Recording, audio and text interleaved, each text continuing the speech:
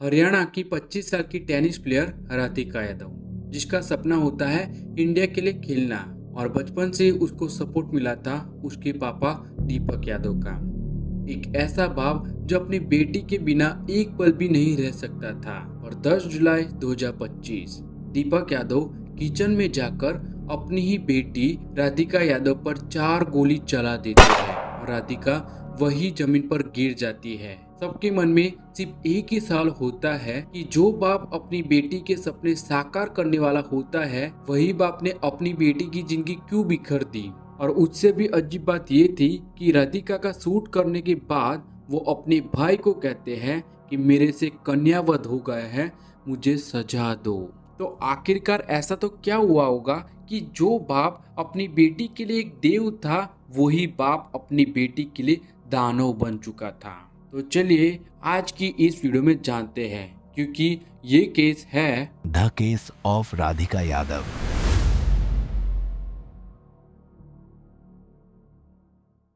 अब ये वीडियो शुरू करने से पहले मेरी आप सब लोगों से रिक्वेस्ट है कि ये वीडियो को जितना हो सके उतना शेयर करना, क्योंकि इससे आप लोगों को पता चलेगा कि सिर्फ 4 लोगों की बात सुनकर कोई भी डिसीजन नहीं लेना चाहिए, क्योंकि इससे अंजाम बहुत ही बुरा हो सकता है। एक ऐसा अंजाम हो सकता है जिससे आप लाइफ टाइम रिग्रेट में रह सकते हो। तो ये वीडियो को पूरी देखना और आप शेयर भी करना। तो चलिए वीडियो में आगे बढ़ते हैं। राधिका यादव एक बेहतरीन टेनिस प्लेयर जो अपनी स्टेट हरियाणा में डबल वुमन कैटेगरी में 5th पोजीशन पर आई थी, और ना बल्कि स्टेट लेवल पर बल्कि नेशनल लेवल पर भी वो top 100 double woman category tournament में स्थान प्राप्त करने वाली वो हरियाणा की ओनली 4th प्लेयर बनी थी, जिससे आप अंदाजा लगा सकते हो कि राधिका यादव एक उभरती टेनिस प्लेयर थी। पर कोरोना काल के समय वो टेनिस की प्रैक्टिस कर रही थी, तब वो इंजर हो जाती है। पर कंधे पर चोट लगने के कारण उसका अपने देश के लिए खेलने का सपना पूरा नहीं होता है, जिसके चलते वो अपने गांव फिरोजाबाद में एक कोचिंग सेंटर ओपन करती है, जिसका मुख्य उद्देश्य होता है कि गांव के बच्चों को अच्छी टेनिस सीखने को मिले। अभी तक तो उसके पापा दीपक यादव उसे फुल सपोर्ट कर रहे थे। इवन उस कोचिंग सेंटर का किराया 35,000 दीपक यादव ही दे रहे थे।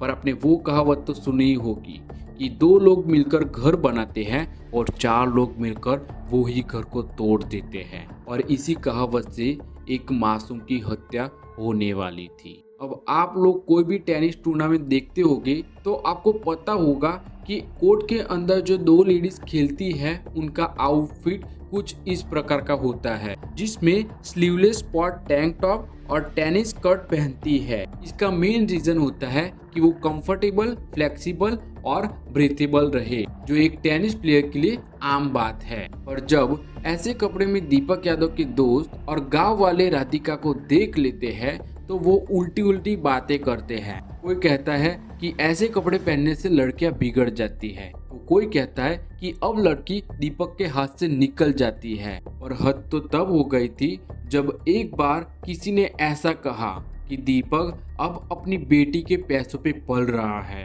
अब वीडियो में आगे जाने से पहले मैं आपको एक बात बताना चाहता हूँ कि दीपक यादव के पास ऑलरेडी 1-2 छोटे मोटे मकान थे, जो मकान को वो किराए पर रख के अच्छी खासी इनकम जनरेट कर देता था, जिससे ये बात तो कंफर्म हो गई थी कि दीपक यादव अपनी बेटी के पैसों पे नहीं पल रहा था। और जैसे जैसे दीपक के कानों तक ये बात पहुंचने लगी, वैसे वैसे दीपक और राधिका के बीच मतभेद होना शुरू हो गया था, और धीमे धीमे वो मतभेद झगड़े का रूप धारण कर रहे थे। अब राधिका यादव एक सिंपल लड़की थी जो अपने पिता का बहुत ही ज्यादा मान रखती थी, और उसके पिता भी उतना ही अपनी बेटी राधिका को चाहते थे। पर वो बाहर वाले 4 लोगों की बातों से अब राधिका के जीवन में प्रेशर बिल्ड होना शुरू हो गया था, क्योंकि राधिका के परिवार वाले उसको इन बातों पे धमकाते थे।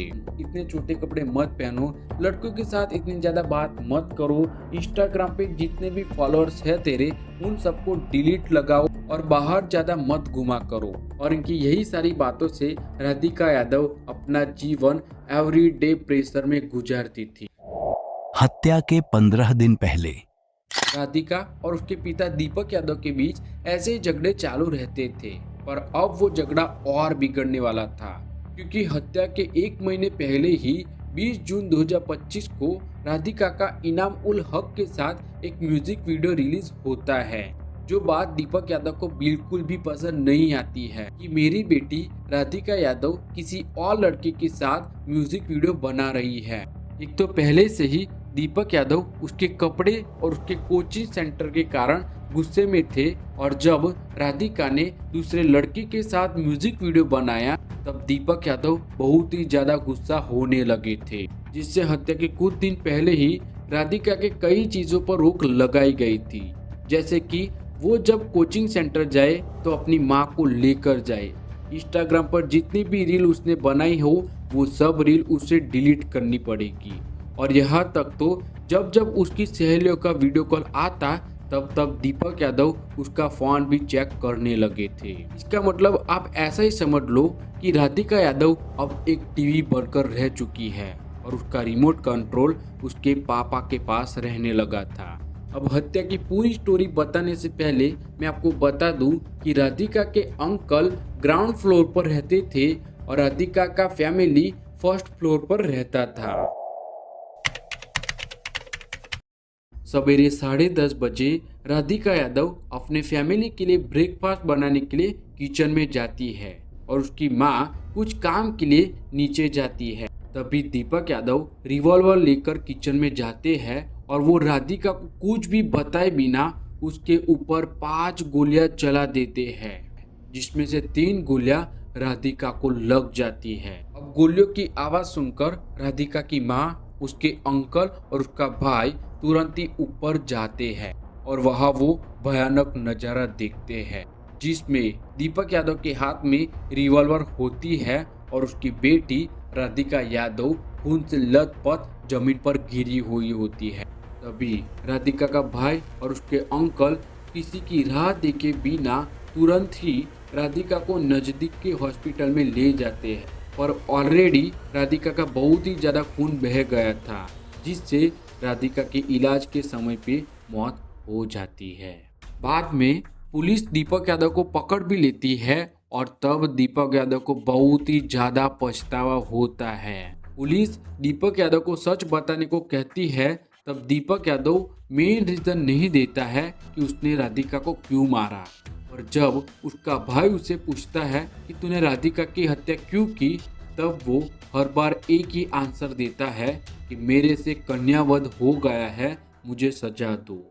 पर मेरी नज़रिए से देखो तो राधिका के मेन हत्यारे वो 4 लोग थे जो राधिका के कामयाबी पर जलते थे, और उनकी जलन की वजह से आज एक बाप ने अपनी बेटी को मार दिया।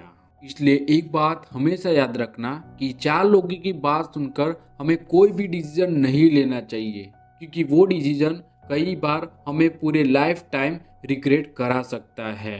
पर आप लोगों को क्या लगता है कि राधिका को मारने का क्या रीज़न होगा? आप अपना विचार हमें कमेंट में बता सकते हो। आई होप आपको ये वीडियो अच्छी लगी होगी। अच्छी लगे तो लाइक, शेयर एंड चैनल को सब्सक्राइब कीजिएगा, और आप मुझे कमेंट में बताना कि अगली क्राइम डॉक्यूमेंट्री मैं किस पर लाऊं। मिलते हैं अगली वीडियो में, तब तक के लिए जय हिंद, जय Bharat, bye bye, tata, see you.